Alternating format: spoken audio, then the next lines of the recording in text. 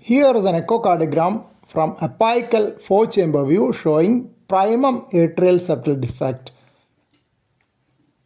There is a left to right shunt across the primum atrial septal defect.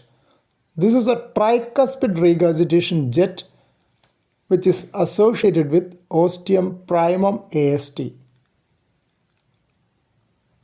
One more view showing ostium primum AST. This is the left to right shunt seen once again. And this is the tricuspid regurgitation jet in ostium primum AST. Septum primum developed from the roof of the common atrium by the end of the 4th week of life. Initially, growth of septum primum stops short of the endocardial cushions, leaving the ostium primum, as shown in this diagram.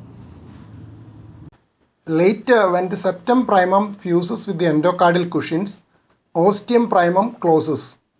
By this time, perforations develop in the central part of the septum primum, which coalesce to form the ostium secundum. A new septum called septum secundum develops from the upper part of the right atrium, which closes the ostium secundum partially.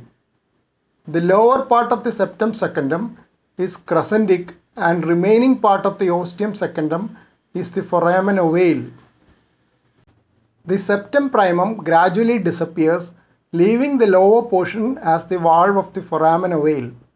Foramen ovale allows right to left shunt across the intraatrial septum in fetal life.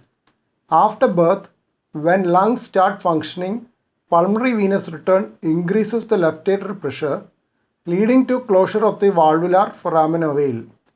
But propatency of foramen ovale may remain in up to 20% of the adults.